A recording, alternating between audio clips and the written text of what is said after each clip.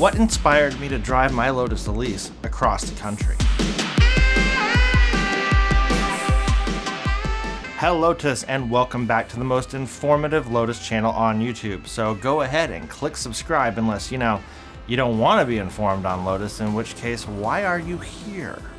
As many of you know, back in May of this year, I set out to drive my Lotus Elise cross country from Boston, Massachusetts, where I live, to San Diego, California, where a friend of the channel and, who am I kidding, the heart of this channel, West Coast Dan, lives. We then drove up north to Folsom, California for the 2019 West Coast Lotus Meet with the Golden Gate Lotus Club. Not sponsored, but seriously, the Golden Gate Lotus Club is one of the greatest groups of people I've ever met, and you don't even have to own a Lotus to join. You only need to be interested or an enthusiast of the mark. I mean, if they only let Lotus owners join the club wouldn't be very big, right? Anyhow, so besides the fact that I kind of like doing things that most other people don't do, like buying a Lotus, and wanting to attend the meet, I was very inspired by the challenge of driving cross-country in an Elise solo. It's a very small, loud, raw car, and it was never meant to be a GT. But you know what else is loud and small is my wife. Well, no, just kidding. Well, of course, it's a little kinda. The 1955 Ferrari 500 Mondial. It's even smaller, louder than my wife. No, I mean really, than the Lotus. And in fact, I don't think the gearbox is even synchronized, so hashtag double clutch. And I was watching a number of videos on the Admiral's Ferrari 500 Mondial. And you can find lots of videos on that car on YouTube. The car, I think, sold at Barrett Jackson or something like that not too long ago. And besides the fact that his ownership story is fascinating in its own right, he talked about driving the car cross country back in the 60s, before we had GPS, before we could look up gas station locations or hotels from our cell phones. And he did it in a Ferrari race car. And so while my Lotus is not a race car by any means, the numbers aren't terribly different between the two cars when you compare the Elise to the Mondial. The Mondial, 1,600 pounds, the Elise, 1,950. So a good bit less than the Elise, but in the ballpark.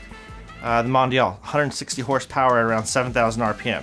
So not quite as powerful, but I mean, we're talking about an engine that's 50 years older, which is really quite impressive that they were able to get that kind of power out of an engine like that. And when you account for the weight, the power to weight ratios are very similar. Wheelbase is similar, 88.69 inches for the Mondial, 91 for the Elise. And there's no doubt that the Elise is an easier car to drive. And so hearing the Admiral story just really struck me and made me realize that, while so many people I talked to thought I was crazy to drive an Elise cross country, other people had done it in under way tougher conditions. I mean, people do it on motorcycles. I'm sure people bicycle it. And if you always listen to people who tell you what you can't do or shouldn't do, or what you're crazy to do, you can end up with a rather boring life, and I'm not interested in that. And in fact, on the last night of the West Coast Lotus Meet, the Golden Gate Club awarded me the longest drive award, which you can see here. And I got to meet so many amazing people who are fans of the channel and just in their own right. And it just goes to show that doing things that are unusual sometimes can be the greatest decisions that you'll ever make. I wouldn't trade that trip for anything. It was one of the best trips and experiences of my life. The drive was great in itself, but it was really the people on the other end that made it worthwhile. And yet it wouldn't have been the same if I just flew in. I needed to earn it. Now, of course, the one flaw in my plan really is that I kind of forgot this when I was planning, was my return trip, which is, why content has been a little bit slow lately, since my Elise is still in California under the supervision of West Coast Dan and waiting for me to drive it back. But that'll be happening very soon, and I plan to drive it back even faster this time. Anyhow, I just wanted to share that story with you, and also apologize to my dear sweet wife, who is both small and loud, even without an aftermarket exhaust. And she was even in a video once that many of you really liked. It's a throwback, but check it out.